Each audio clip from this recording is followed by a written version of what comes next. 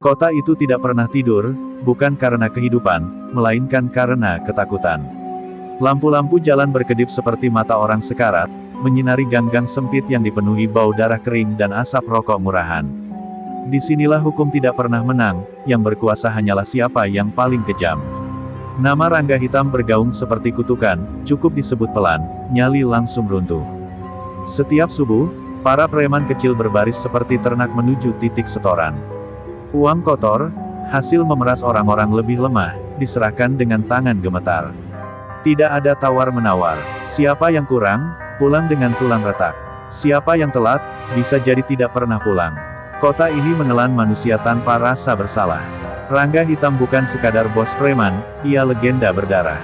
Tubuhnya penuh bekas luka, wajahnya keras seperti baja berkarat. Ia memimpin dari sebuah gudang tua di pelabuhan, tempat jeritan sering tenggelam oleh suara ombak. Anak buahnya setia bukan karena hormat, tapi karena takut mati lebih cepat.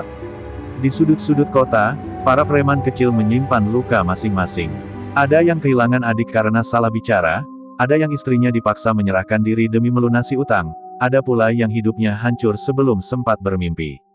Mereka hidup, tapi tidak benar-benar bernyawa. Malam itu, hujan turun tanpa ampun. Di sebuah gang sempit, seorang preman tua dipukuli karena setorannya kurang 50.000. Tangannya patah, mulutnya berdarah, tapi Rangga hanya tersenyum dingin. Biar dia ingat harga nyawanya, ucapnya singkat. Hujan mencuci darah itu ke selokan, seolah kota ingin menghapus saksi. Ketakutan merambat cepat. Para preman kecil mulai saling menunduk, enggan menatap mata satu sama lain. Mereka tahu, hari ini orang lain, besok bisa mereka. Namun di balik ketundukan itu, ada bara kecil yang mulai menyala, amarah yang terlalu lama dipendam. Di sebuah warung kopi reot, 10 pria dari sudut kota berbeda duduk terpisah, pura-pura tidak saling mengenal. Mata mereka menyimpan cerita yang sama, lelah, takut, dan muak. Tak ada janji, tak ada rencana, hanya keheningan yang berat, seolah nasib sedang menunggu keputusan. Malam semakin larut, kota tetap berdiri di atas penderitaan. Rangga Hitam masih berkuasa, dan para preman kecil masih terjepit di antara hidup dan mati. Namun tanpa disadari siapapun, di balik keputusasaan itu, takdir sedang merajut perlawanan. Kota tanpa ampun itu akan segera mengenal arti keberanian. Warung kopi reot itu kembali sunyi setelah hujan reda, menyisakan bau tanah basah dan kopi gosong. Satu persatu dari 10 pria itu kembali datang, kini tak lagi duduk berjauhan. Ada sesuatu yang berubah sejak malam sebelumnya, tatapan mereka lebih tajam, rahang mengeras, seolah masing-masing baru saja mengubur rasa takutnya. Jaka, mantan kuli pelabuhan bertubuh kekar, membuka pembicaraan dengan suara berat. Punggungnya penuh bekas cambukan lama, hadiah dari Rangga Hitam saat ia mencoba melawan bertahun lalu. Kota ini cuma kasih kita 2 pilihan, katanya lirih, mati pelan-pelan, atau mati sambil melawan. Di sampingnya, Udin Lampu, tukang parkir berambut gondrong, menghembuskan asap rokok dengan tangan gemetar. Anaknya dikeluarkan dari sekolah karena ia tak sanggup setor tepat waktu. Matanya basah, namun suaranya bergetar menahan amarah. Gue udah capek minta maaf ke anak gue, katanya. Gue pengen minta maaf ke diri gue sendiri. Bayu Cakar, mantan copet yang mencoba hidup lurus, tertawa pahit. Jari-jarinya masih lincah, tapi hatinya sudah remuk. Ia kehilangan adiknya di gudang pelabuhan, dipukuli sampai mati karena dituduh mencuri uang bos. Sejak itu, tawa Bayu selalu terdengar seperti jeritan tertahan. Satu persatu luka terbuka. Ada Randy Depp, yang ibunya dijadikan jaminan utang, Salman Botak. Mantan napi yang dijebloskan kembali ke sel karena fitnah anak buah Rangga, hingga Togar, pria pendiam dengan mata dingin yang tak pernah menceritakan masa lalunya, namun menyimpan dendam paling pekat. Tak ada yang mengangkat suara tinggi. Tak ada sumpah berapi-api. Hanya kejujuran telanjang yang jatuh di meja kayu rapuh. Untuk pertama kalinya, mereka merasa tidak sendirian. Rasa takut masih ada, tapi kini bercampur dengan sesuatu yang lebih berbahaya, harapan. Di luar warung, mobil hitam anak buah Rangga melintas perlahan. 10 pria itu terdiam, jantung mereka serempak berdetak keras. Namun tak satu pun berdiri untuk kabur. Mata mereka saling bertemu, dan tanpa kata, sebuah keputusan tak terucap lahir di antara mereka. Malam itu, mereka pulang ke sudut kota masing-masing dengan langkah berat, membawa luka lama dan niat baru. Kota masih milik Rangga Hitam, tapi untuk pertama kalinya, ketakutan bukan lagi satu-satunya penguasa. Di balik asap rokok dan luka masa lalu, 10 bayangan mulai bergerak menuju takdir yang tak bisa ditarik kembali. Pagi itu kota terbangun dengan suara besi beradu dan teriakan tertahan. Gang sempit di belakang pasar menjadi saksi bisu ketika Jaka diseret oleh 3 anak buah Rangga Hitam. Tubuhnya yang kekar tak lagi berarti apa-apa di hadapan balok kayu dan sepatu Lars. Orang-orang memilih menutup pintu, karena menolong di kota ini sama artinya dengan bunuh diri. Kesalahannya sederhana, setoran terlambat. Bukan karena malas, tapi karena upahnya dipotong tanpa alasan. Rangga tak peduli. Perintahnya singkat dan dingin, beri pelajaran. Pukulan demi pukulan menghujani Jaka, hingga darahnya membasahi batu gang yang retak.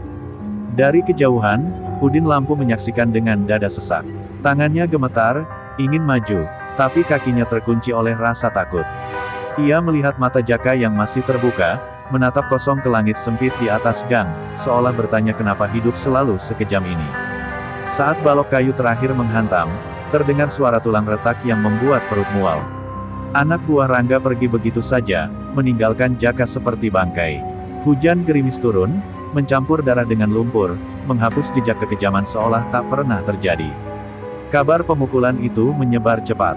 Malamnya, 10 pria kembali berkumpul di warung kopi. Jaka terbaring di lantai, napasnya berat, tubuhnya penuh lebam. Setiap helaan napasnya terdengar seperti hitungan mundur menuju kematian. Bayu memukul meja hingga kopi tumpah. Kalau kita masih diam, berikutnya kita dikubur satu-satu, bentaknya dengan mata merah. Tak ada yang membantah.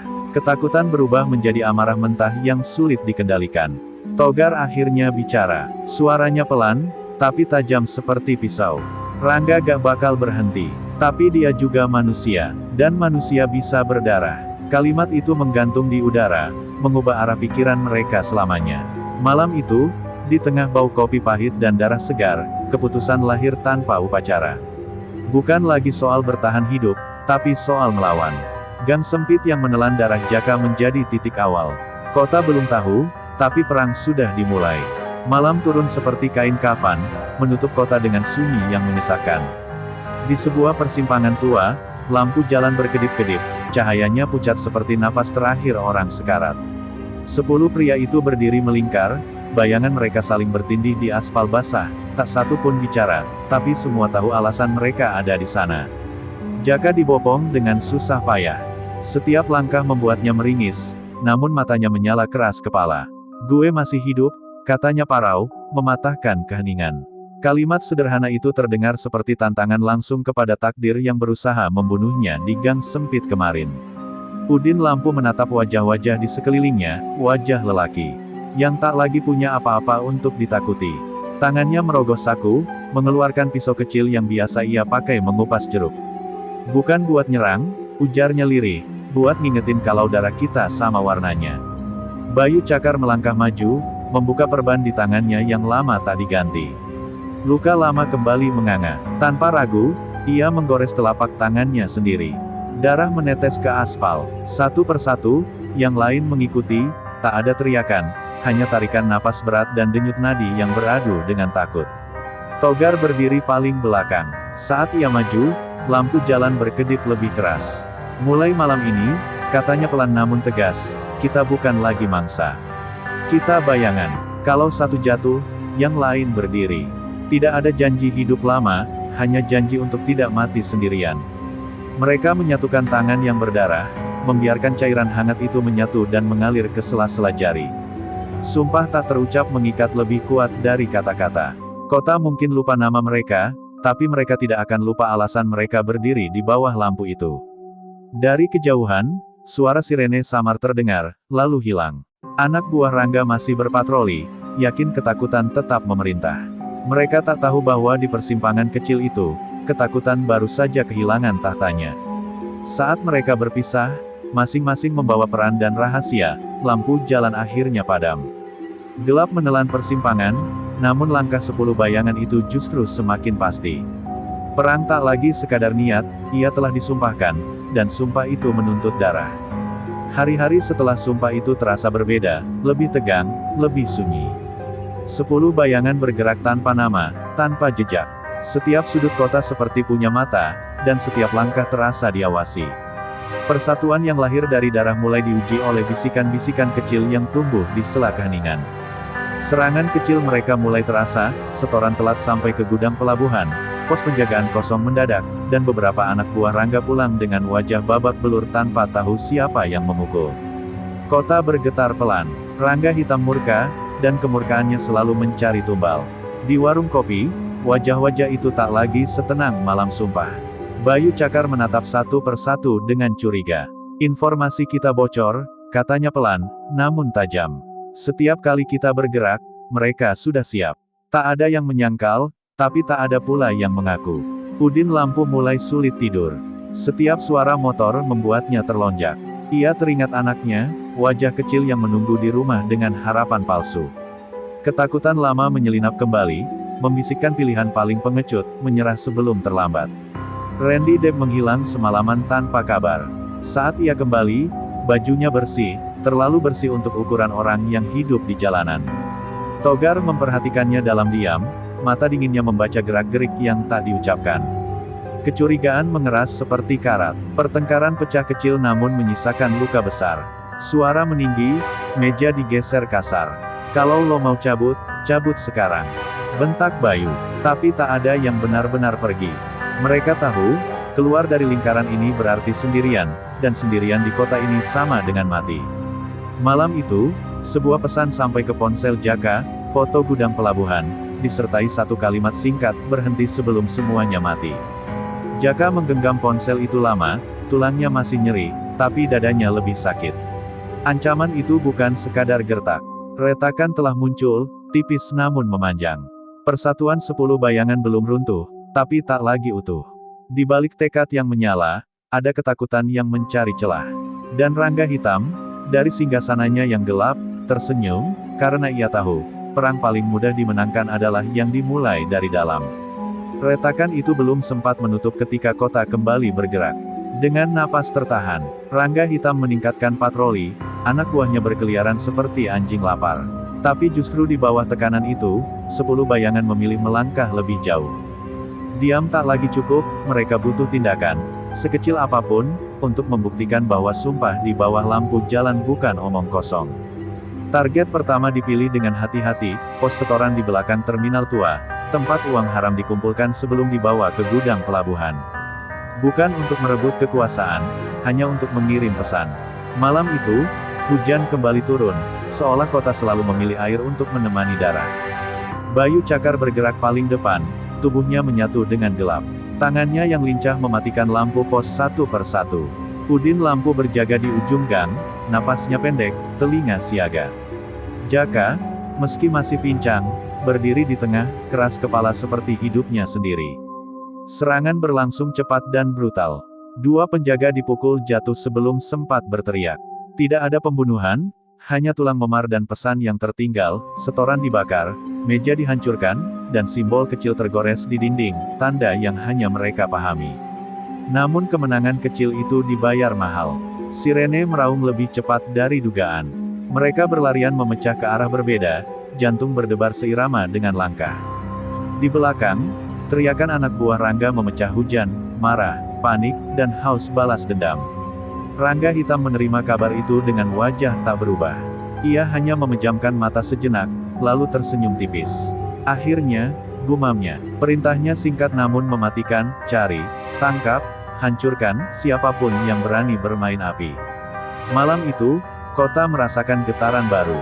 Beberapa pos setoran tutup lebih awal, bisik-bisik menyebar di gang-gang sempit. Untuk pertama kalinya, ketakutan tidak hanya mengalir satu arah. Namun di balik euforia kecil itu, bayangan ancaman membesar, Rangga tak pernah memaafkan. 10 bayangan berkumpul kembali menjelang subuh, basah dan terengah. Tak ada sorak, hanya tatapan yang saling menguatkan. Mereka tahu, ini baru permulaan. Serangan pertama telah dilemparkan, dan batu itu telah memecah permukaan air. Gelombang balasan akan datang, lebih besar, lebih kejam, dan mungkin membawa pengkhianatan bersamanya. Gelombang balasan datang lebih cepat dari yang mereka duga. Kota mendadak penuh rahasia liar. Preman kecil diseret, dipukuli, dipaksa menyebut nama. 10 bayangan bergerak makin senyap, namun ketegangan menebal seperti kabut. Setiap tatapan terasa berat, siapa kawan, siapa celah. Randy Depp semakin sering menghilang. Alasannya selalu sama, urusan keluarga. Bajunya tetap bersih, langkahnya rapi.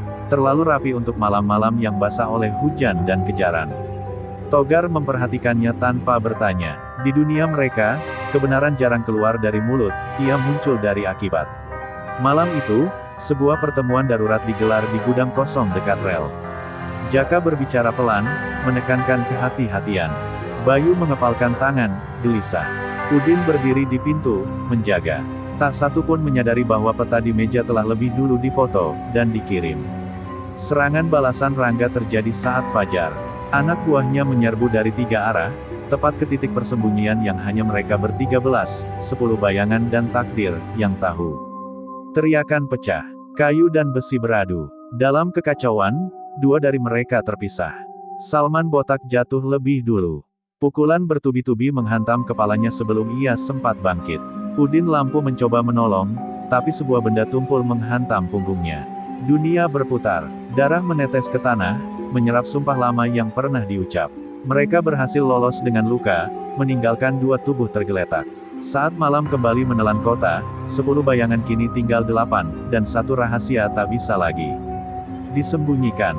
Bayu menarik Randy ke tengah lingkaran, matanya merah. Cuma ada satu yang bisa kasih mereka peta. Randy gemetar, lalu runtuh. Ia mengaku, uang dan janji keselamatan untuk ibunya. Gue takut, isaknya. Tak ada teriakan. Jaka menatapnya lama, rahangnya mengeras. Togar melangkah maju, dingin. Takut itu manusiawi, katanya. Tapi darah ini pilihannya. Keputusan diambil tanpa seremoni. Pengkhianatan dibayar mahal, bukan dengan pidato, tapi dengan sunyi yang panjang. Saat mereka berpisah menjelang subuh, hujan turun lagi, membersihkan jejak. Namun luka tak bisa dicuci.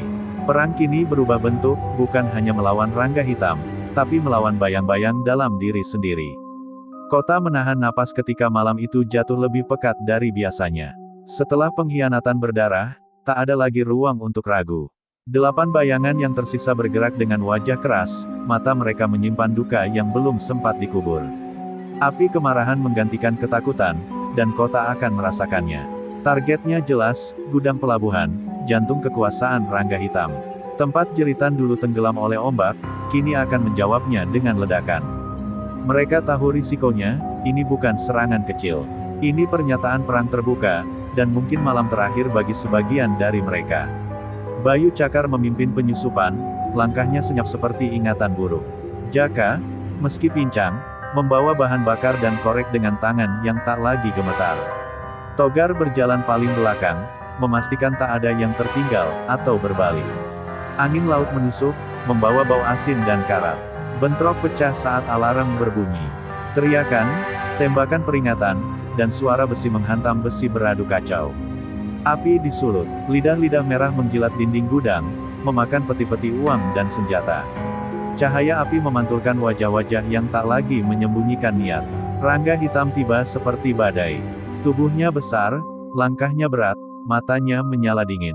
Kalian memilih mati, katanya, nyaris berbisik. Duel terjadi di antara asap dan api, Jaka menghadangnya, memaksa diri berdiri tegak meski nyeri merobek tulang. Satu persatu, korban berjatuhan. Randy telah tiada, kini Bayu terkena hantaman keras, jatuh dengan tawa pahit yang terakhir. Udin, yang selamat dari malam pengkhianatan, menarik napas panjang sebelum berlari menahan anak buah Rangga, memberi waktu bagi yang lain. Api menelan teriakan mereka tanpa belas kasihan. Di tengah kobaran, Togar menembus barisan dan menghantam Rangga dengan pukulan telanjang. Darah mengalir, akhirnya, tapi Rangga membalas, keras dan kejam. Togar terdorong ke lantai, napasnya tersengal, matanya tetap tajam. Ini belum selesai, gumamnya, bangkit lagi. Saat gudang runtuh sebagian dan api menjulang ke langit, 8 bayangan kini tinggal 4 terpisah, terluka, namun hidup. Kota menyaksikan langit memerah, mendengar ledakan yang tak bisa disangkal. Malam penuh api itu menandai satu hal, tahta Rangga Hitam mulai retak, dan darah telah memilih pihaknya. Subuh menyingsing dengan langit kelabu, menyelimuti sisa-sisa gudang yang hangus. Asap masih mengepul, bau besi terbakar bercampur darah menempel di udara. 4 bayangan yang tersisa bergerak terlatih meninggalkan pelabuhan, hidup, tapi koyak. Kota mulai berbisik lebih keras dari biasanya, nama Rangga Hitam tak lagi diucap dengan keyakinan yang sama. Rangga tidak mati malam itu. Ia menghilang bersama amarahnya, membawa luka yang untuk pertama kalinya terlihat nyata. Jaringan setoran kacau, anak buahnya saling curiga. Kekuasaan yang dibangun dari ketakutan kini retak oleh rasa takut itu sendiri. Raja jalanan yang dulu tak tersentuh, kini bersembunyi. Togar memimpin perburuan dengan tenang yang mengerikan. Jejak-jejak lama dibuka kembali, gudang kecil, rumah aman, dan orang-orang yang dulu dibuang Rangga. Jaka, dengan langkah pincang yang keras kepala, bersikeras ikut.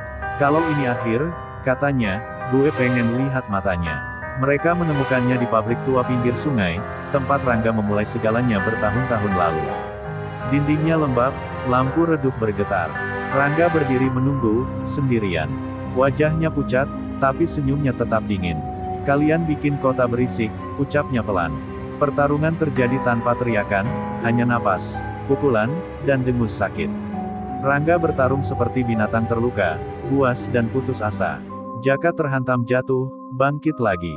Togar menahan serangan demi serangan, membaca ritme lama yang akhirnya rapuh. Darah menetes ke lantai, membentuk jejak menuju akhir. Di sela benturan, kebenaran terkuak. Rangga dulunya sama seperti mereka, preman kecil yang dikhianati, diperas, dan dipaksa bertahan. Kota ini ngajarin gue satu hal, katanya terengah. Kejar dulu, atau dihancurin. Kalimat itu terdengar seperti pembelaan yang datang terlambat. Togar mengakhiri pertarungan dengan satu pukulan terakhir yang memutus semuanya. Rangga Hitam jatuh berlutut, lalu rebah, matanya menatap kosong ke langit-langit pabrik yang bocor. Tak ada sorak kemenangan, hanya sunyi panjang, sunyi yang terasa lebih berat dari kemarahan. Saat mereka pergi, sirene terdengar dari jauh, namun tak ada yang mengejar. Kota seperti menahan napas, menerima perubahan yang tak bisa ditolak. Raja jalanan telah jatuh, bukan oleh hukum, bukan oleh kekuasaan baru, melainkan oleh mereka yang menolak mati perlahan. Namun kemenangan ini mahal, dan bayangan terakhir masih harus menentukan apa arti hidup setelah perang. Pagi setelah kematian Rangga Hitam terasa aneh, terlalu tenang untuk kota yang biasa hidup dari ketakutan. Gang-gang sempit masih sama, bau aspal dan sampah tetap melekat, namun ada kekosongan yang sulit dijelaskan. Seolah sesuatu yang gelap telah dicabut paksa, meninggalkan luka menganga yang belum tahu bagaimana caranya sembuh. 4 bayangan yang tersisa berpisah tanpa pelukan perpisahan. Tak ada kemenangan yang layak dirayakan. Bayu, Udin, Salman, nama-nama itu bergema di kepala mereka seperti doa yang tak pernah selesai. Jaka menatap tangannya yang bergetar, menyadari bahwa hidupnya telah dibayar oleh nyawa orang lain. Jaringan Rangga runtuh perlahan. Anak buahnya kabur atau saling menikam demi bertahan.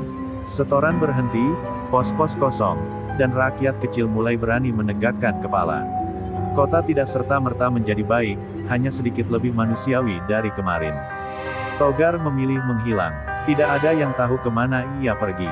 Sebagian berkata ia mati di suatu sudut kota lain, sebagian percaya ia masih hidup, mengawasi dari gelap. Ia tak pernah mencari pujian, hanya memastikan siklus kekejaman tidak terulang dengan nama berbeda. Jaka kembali ke pelabuhan, bukan sebagai preman, melainkan buruh angkut. Punggungnya masih sakit, jalannya pincang, tapi matanya lebih jernih.